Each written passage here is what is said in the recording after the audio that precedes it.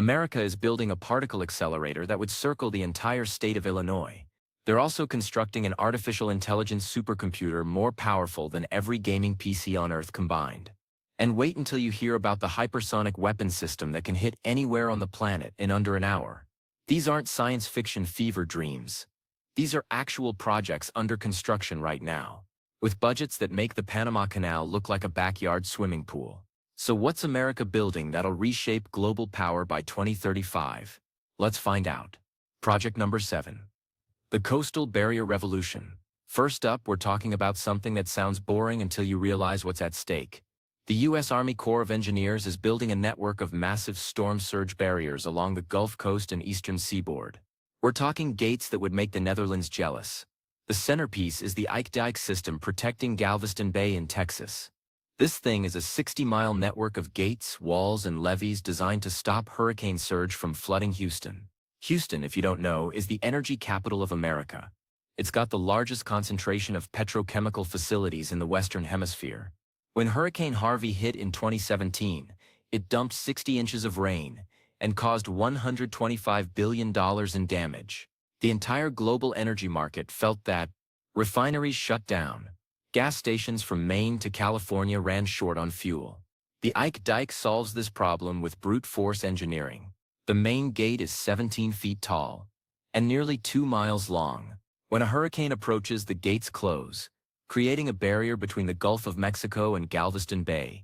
The system includes levees, flood walls, and beach reinforcement along 60 miles of coastline. Total cost: around $31 billion. That's more than the entire GDP of Honduras. But Texas isn't alone. Miami is building its own system. New York has been upgrading its barriers since Sandy devastated the city in 2012. Norfolk, Virginia, home to the largest naval base in the world, is constructing a network of floodgates and pump systems, which learned its lesson the hard way during Katrina, has already completed a $14.5 billion upgrade to its levee system, and is planning more. Why does this matter for American power? Because climate change isn't a future problem anymore. It's a right-now problem. Sea levels are rising about 1/8 of an inch per year. That doesn't sound like much until you multiply it across decades and realize that major American cities are at risk. You can't project power globally if your naval bases are underwater. You can't maintain economic dominance if every hurricane shuts down your oil refineries for weeks. These barrier systems represent America saying, we're not abandoning our coasts. We're fortifying them. By 2035, the entire Gulf Coast and eastern seaboard will have interconnected protection systems. It's the largest civil engineering project since the interstate highway system. And unlike some countries that are planning managed retreat from coastlines, America is building walls and daring the ocean to try harder. Project number 6. The next generation nuclear arsenal. Yeah, the big scary weapons nobody likes thinking about. Really old. The Minuteman III missiles sitting in silos across Montana, North Dakota, and Wyoming. They entered service in 1970. That's before pocket calculators were common. The B-52 bombers that carry nuclear weapons. The newest one was built in 1962. JFK was president. Color TV was cutting-edge technology. The Pentagon is replacing all of it. The entire nuclear triad, submarines, bombers, and land-based missiles, is getting upgraded. This is the ground-based strategic deterrent program for missiles. The B-21 Raider bomber program and the Columbia-class submarine program. Combined price tag? Somewhere north of $1.5 trillion over the next 30 years. The new missiles are smarter, more accurate, and harder to intercept. They use modern guidance systems and can evade missile defenses that would stop the old Minutemen. The B-21 Raider is a stealth bomber so advanced that most of its capabilities are classified. What we do know is that it can fly anywhere on Earth without being detected and deliver both conventional and nuclear weapons. The first one rolled out in 2022. By 2035, the Air Force wants at least 100 of them. The Columbia-class submarines are equally impressive. These things are 560 feet long, powered by nuclear reactors that never need refueling during the sub's lifetime, and carry 16 Trident missiles each. One submarine has more destructive power than every bomb dropped in World War II combined, and they're nearly impossible to detect. They can stay underwater for months, hiding in the depths of the Pacific or Atlantic, ready to launch if ordered. Why does this matter? Because nuclear weapons are the ultimate insurance policy. As long as America has a credible nuclear deterrent, no country can threaten its existence. China is expanding its nuclear arsenal. Russia has been modernizing theirs for years. If America stuck with 1960s technology while adversaries upgraded, the deterrent stops being credible. This modernization ensures that through 2035 and beyond, America's nuclear umbrella remains the most advanced on the planet. Project number 5. The Hypersonic Weapons Revolution. Hypersonic weapons are missiles that travel at least 5 times the speed of sound. At that speed, you can cross the continental United States in about 30 minutes. Current missile defense systems can't touch them. They move too fast. They can maneuver in flight, and by the time radar picks them up, they're already hitting the target. China and Russia have been bragging about their hypersonic programs for years. Russia's Kinzhal missile, China's DF-CF glide vehicle. They've both conducted tests and made very public shows of their capabilities. For a while it looked like America was falling behind. That was intentional misdirection. The US has been working on hypersonic weapons since the early 2000s, just quietly. Now they're going public. The Air Force has the AGM-183 ARDU, the Air-Launched Rapid Response Weapon. The Army is developing the long-range hypersonic weapon. The Navy has the Conventional Prompt Strike program. All of these are scheduled to be operational by 2025 to 2027, with full deployment by 2035. The capabilities are insane. The Army's system can launch from a truck, travel over 1,700 miles, and hit a target with precision. The missile reaches speeds over Mach 17. That's 13,000 miles per hour. It can maneuver to avoid defenses. And it's conventionally armed. No nuclear warhead, but moving that fast, it doesn't need explosives to destroy most targets. The kinetic energy alone is devastating. Why is this a power projection game changer? Time. Right now, if the US wants to hit a target in, say Yemen, they've got options. Launch a cruise missile from a ship, takes 90 minutes to 2 hours. Send a bomber from Diego Garcia, takes several hours. Send a drone, even longer. The timeline collapses to minutes. Target identified, weapon launched, target destroyed, all in the time it takes to watch a YouTube video. That fundamentally changes military calculus. Adversaries can't move high-value targets to safety if they only have 10 minutes of warning. They can't hide command centers or missile launchers because the response is nearly instantaneous. By 2035, America will have hypersonic weapons deployed globally on ships, submarines, bombers, and ground launchers. The ability to strike anywhere on Earth in under an hour becomes reality. Project number 4. The AI Supercomputer Network. The Department of Energy is building a network of exascale supercomputers. Exascale means they can perform a quintillion calculations per second. That's a 1 with 18 zeros. If every person on Earth did 1 calculation per second, it would take them 31 million years to do what these computers do in 1 second. The first one, Frontier, went online at Oak Ridge National Laboratory in 2022. It's already the world's fastest supercomputer. But it's not alone. Lawrence Livermore is building El Capitan. By 2035, there will be at least 5 of these monsters networked together, all working on different problems simultaneously. What are they doing with all that computing power? Everything. Nuclear weapons simulations, so America doesn't have to actually test nuclear bombs to know they work. Climate modeling. Running simulations of how weather patterns will change over decades. Materials science. Designing new alloys and composites that don't exist yet. Drug discovery. Modeling how molecules interact to create new medicines. And yes, artificial intelligence. These supercomputers are training AI models that make ChatGPT look like a pocket calculator. Military AI that can analyze satellite imagery and identify threats in real time. Economic AI that can model global trade patterns and predict market movements. Scientific AI that can design experiments and analyze data faster than human researchers ever could. China has been investing heavily in supercomputing, and for a while, they held the top spot. But American computers are now faster, more efficient, and more capable. The architecture is different too. Chinese supercomputers rely heavily on custom chips that are great for specific tasks, but limited in flexibility. American systems use a mix of processors, CPUs, GPUs, specialized AI accelerators, all working together. This makes them better for the diverse range of problems they need to solve. By 2035, these supercomputers will be integral to everything from weapons development to economic policy. The country with the best computers can simulate outcomes before they happen. They can test strategies virtually, run millions of scenarios, and choose the best path forward. It's the ultimate strategic advantage. Project number 3. The Space Force Infrastructure. The Space Force isn't just a meme. It's real. It has a budget of $30 billion a year, and it's building infrastructure that'll dominate the orbital environment by 2035. We're talking satellite constellations, ground stations, space-based sensors, and yes, eventually weapons platforms.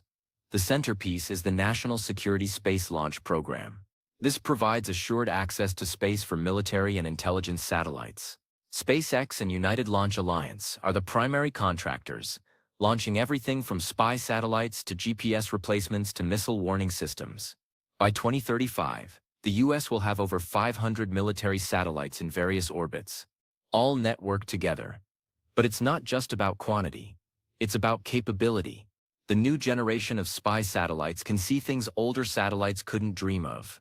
We're talking resolution good enough to read license plates from space, infrared sensors that can detect missile launches anywhere on Earth within seconds, radar satellites that can track ships and submarines even through cloud cover. Then there's the ground-based strategic deterrent space layer. This is a constellation of satellites specifically designed to detect and track hypersonic missiles. Remember those hypersonic weapons we talked about? And the only way to defend against them is to see them coming. These satellites provide continuous global coverage, tracking anything moving fast enough to be a threat. The Space Force is also building resilience into the network. Older satellite systems had a few very expensive, very capable satellites. If an adversary destroyed one, it created a gap in coverage. The new approach is lots of smaller, cheaper satellites. The network barely notices. This is called disaggregation, and it makes the system much harder to attack. There's also the Space Control Mission. This includes systems to track every object in orbit, and there are thousands of them. From active satellites to dead rocket stages to tiny pieces of debris, the Space Force knows where everything is, can predict collisions, and can maneuver satellites to avoid threats. They're also developing capabilities to disable adversary satellites if necessary. Exactly how is classified, but options include jamming, cyber attacks, lasers, and kinetic interceptors. By 2035, space will be as contested as air, land, and sea. Whoever controls space controls global communications, navigation, intelligence gathering, and missile warning. America is investing heavily to ensure they maintain that control. Project number 2. The Energy Independence Revolution. America is building out renewable energy infrastructure at a pace that would shock most people. Solar farms covering areas the size of small cities, offshore wind farms with turbines taller than skyscrapers, battery storage facilities that can power entire states for hours. And it's all backed by the biggest climate legislation in history. The Inflation Reduction Act, which authorized $369 billion for clean energy. But here's the twist. This isn't just about saving polar bears. It's about power, real, geopolitical power. Energy independence means you don't need Middle Eastern oil. You don't need Russian natural gas. You don't need to worry about shipping lanes being blockaded or pipelines being sabotaged. You generate what you need domestically. The numbers are staggering. Solar capacity is projected to triple by 2030 and quintuple by 2035. Offshore wind is going from basically nothing to 30 gigawatts of capacity. That's enough to power 10 million homes. Battery storage is expanding even faster. By 2035, the U.S. will have enough battery capacity to store power equivalent to running the entire East Coast for 6 hours. This ties into electric vehicles. The automotive industry is going all in on EVs, and the federal government is supporting it with tax credits and infrastructure spending. By 2035, half of new car sales will be electric. That means less gasoline consumption, which means less dependence on oil imports. Natural gas is part of this too. The U.S. is already the world's largest natural gas producer, and it's expanding LNG export terminals along the Gulf Coast. European countries trying to wean themselves off Russian gas or buying American LNG. This gives America economic leverage and strategic influence. There's also next-generation nuclear. Small modular reactors are being developed by multiple companies with Department of Energy support. These are nuclear reactors that are safer, cheaper, and faster to build than traditional designs. By 2035, the first commercial SMRs will be operational, providing carbon-free baseload power to complement renewables. Energy independence changes everything. America doesn't have to maintain a massive military presence in the Middle East to protect oil supplies if it's not dependent on that oil. It can be more selective about interventions, more flexible in foreign policy. Countries that currently use energy as a weapon, looking at you, Russia, lose that leverage. By 2035, America's energy profile will be unrecognizable compared to today, and that shift represents a fundamental change in global power dynamics. Project number 1. The quantum computing network. Save the best for last. Quantum computing is the next revolution in information technology, and whoever cracks it first gets an advantage that might be insurmountable. America is throwing everything at this problem. Government labs, private companies, universities, all working on different approaches to building practical quantum computers. A quantum computer uses quantum bits or qubits that can exist in multiple states simultaneously. We're talking about breaking encryption that would take a classical computer billions of years to crack, simulating molecular interactions for drug design that classical computers can't handle, optimizing logistics for everything from supply chains to military operations. IBM, Google, Microsoft, Amazon, they're all building quantum computers. The Department of Energy has quantum initiatives at multiple national labs. DARPA, the Defense Advanced Research Projects Agency, is funding quantum research for military applications. The total investment is measured in tens of billions of dollars. The current quantum computers are fragile and limited. They need to be cooled to near absolute zero. They can only maintain quantum states for milliseconds before errors creep in. They're not yet practical for real-world problems. 5 years ago, quantum computers had a handful of qubits. Now they're approaching 1,000 qubits. By 2035, the goal is millions of qubits in error-corrected systems that can run for hours or days. Why does this matter for power projection? Encryption. Every military command, every financial transaction relies on encryption that assumes computers can't factor large numbers quickly. Quantum computers can. A functioning quantum computer could break current encryption standards, giving whoever has it the ability to read anyone's communications. But it's not just about breaking codes.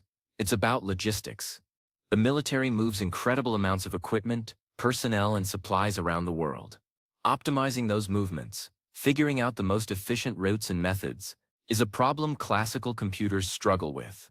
They could optimize military operations in real time, adjusting to changing conditions faster than human planners. There's also materials science. Quantum computers can simulate quantum mechanical interactions, which classical computers can't do well. This means designing new materials with specific properties, stronger armor, more efficient batteries, better semiconductors. The country that masters quantum computing can design the materials that define the next generation of technology. By 2035, America aims to have the first practical large-scale quantum computers operational. If successful, the strategic advantage would be comparable to the atomic bomb in 1945. A capability so transformative that it fundamentally alters the balance of power.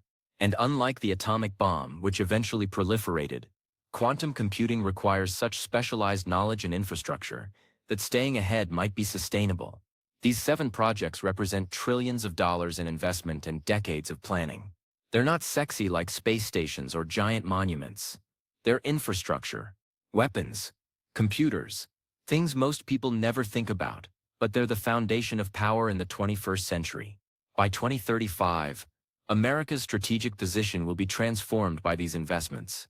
Whether that leads to a more stable world or increased competition remains to be seen. But one thing's certain, the America of 2035 will look very different from the America of today. Thanks for watching.